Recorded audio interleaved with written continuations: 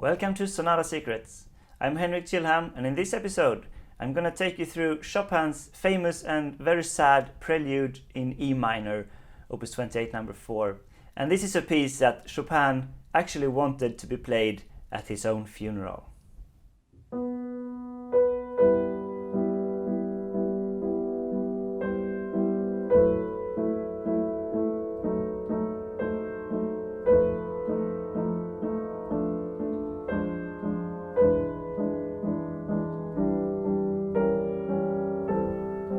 So Chopin wrote this set of preludes, Opus 28. It's a set of 24 very short pieces in all the different keys. He was following Johann Sebastian Bach, who wrote preludes and fugues in all the different keys because they had invented a new way of tuning the piano so all keys sounded equally good. Now in Chopin's time this tuning was not new, so all the keys sounded good anyways. But Chopin was still a big admirer of Bach, so he kind of copied this idea to collect all the keys in one set. But prelude kind of means something before. So Bach wrote preludes before the fugues. So it's like a small piece, like an introduction, a prelude. But what Chopin does, writing a set with only preludes, that's kind of a new idea. So he's starting to transform this type of piece, I think. And after Chopin, when you get to composers like Debussy and Rachmaninoff, they write preludes that are really big pieces that stands on their own. And some of the preludes from this set kind of stands out and are more known. So the most known is number 15, the Raindrop Prelude. And then I would say the second most known is this one, number 4 in E minor. And there's one video on YouTube where this piece is featured. It's a TED Talk by Benjamin Zander. And he talks about how classical music works and how everyone can enjoy classical music, and he takes this piece as an example of that. So Chopin's preludes are a perfect example of miniature pieces. That's a notion that developed in the Romantic period, and also Schumann wrote a lot of miniature pieces. He usually had titles on them and called them stuff, and Chopin didn't write titles for his preludes, but there's the same kind of small scale format. And it's this idea in the Romantic period that every piece needs to say something individual and unique. So a miniature is like the smallest way possible for something unique. Before I start the analysis, special thank you and shout out to my Patreon sponsor IC Gunnerstarter for this episode. So what's unique about this piece then? Well, it's a very sad piece of music. The melody is so simple, just a lonely note, the B. And then it's kind of leaning and aching toward the C above it. It's a minor second. And just those two notes. And then it's repeated the sequence one note lower. And the accompaniment has these slow pulsating chords in minor.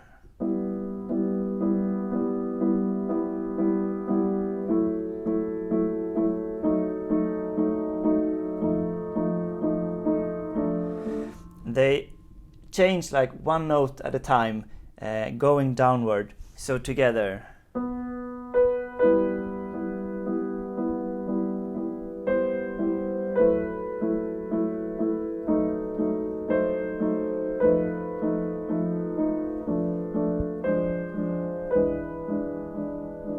It's really heavy music, but it's a great atmosphere. If you can just wallow in this sadness. So like every chord is exploring a new nuance of this sadness.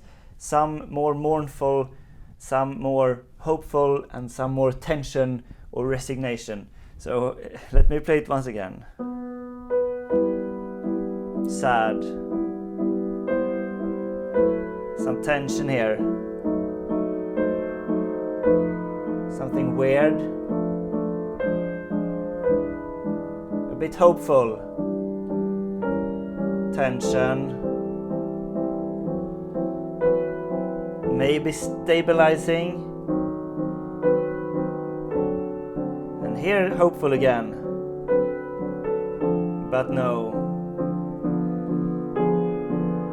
Ah, this chord. Suspension, of course.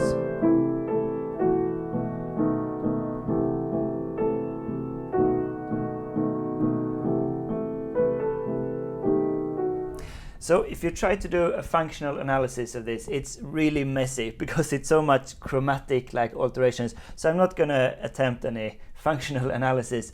Just in the end we get to a clear dominant function on this B 7th chord. But then it's kind of oscillating between a B dominant 7 and a A minor, so the subdominant. Dominant, subdominant. And we're longing for a resolution in E minor kind of down here, but we don't get it down there. The melody kind of finally gets some momentum and motion and goes up again.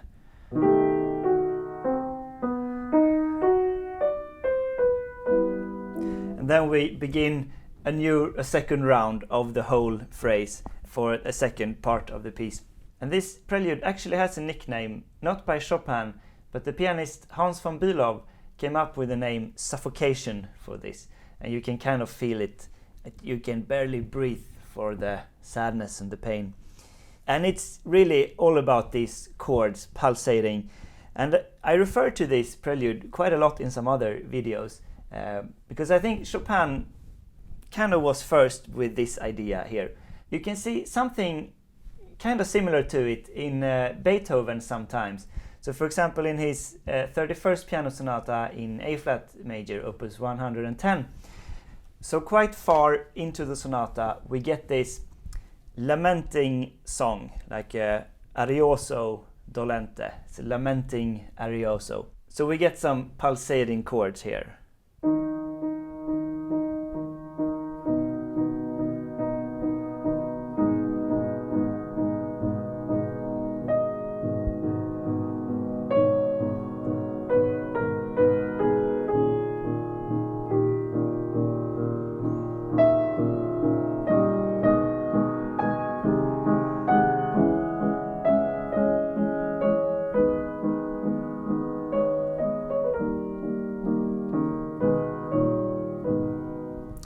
It's another very sad piece of music, this arioso.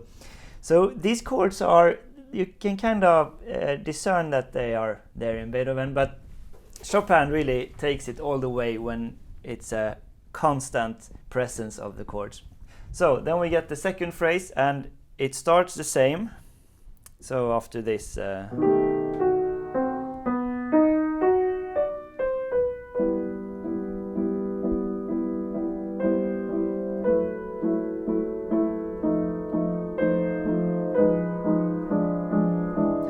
now the chords, they move in a quicker pace because we've heard it one time, so now Chopin picks up the pace of the harmonic progression.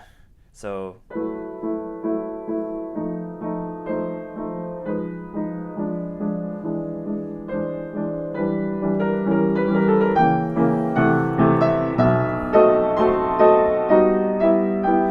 and here we reach this climax of the piece. In the middle of the second phrase, really big outburst, like the grief is coming to you and you need to get it out.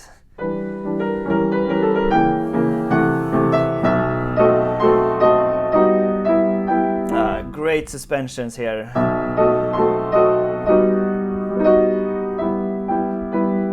And resolving. We go down here to the same oscillation between the dominant, although now it's not a proper dominant 7, it's just this sus4 chord, B dominant but the sus4.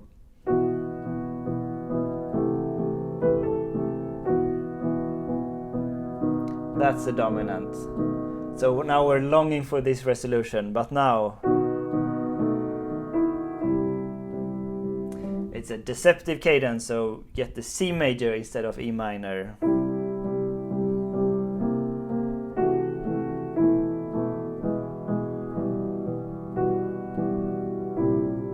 We're really longing for this resolution, and Chopin delays it, so we get these other chords instead. We get E minor, but with B in the bass, so very unstable E minor. And then C chord again, and with a 7 in the bass. Open up a bit.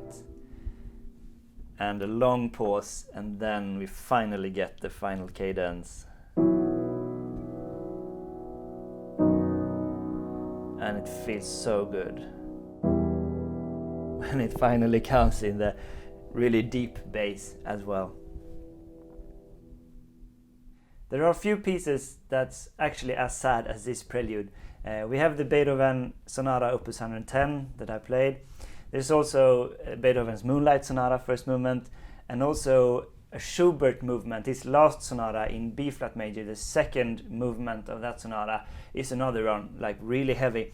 And in all these examples, they share this same thing with a repeated motion on minor chords in a slow tempo. And in this prelude, it's just the chords that creates this great ambience.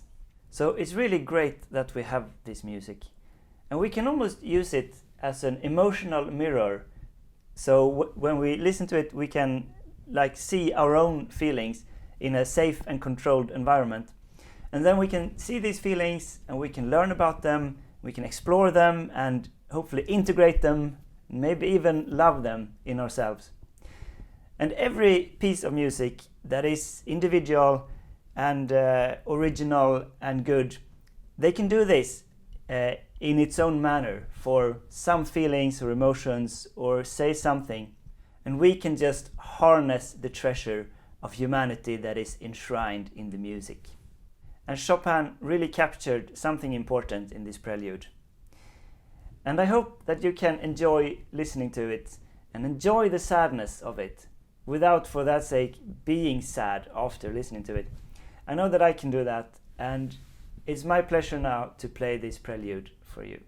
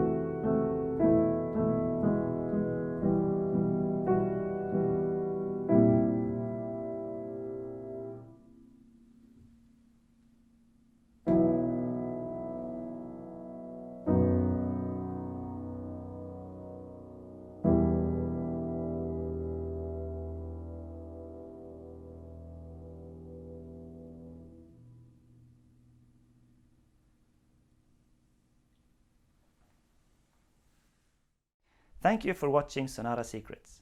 Check out my other videos, and also check out patreon.com/sonata secrets for my premium subscription model.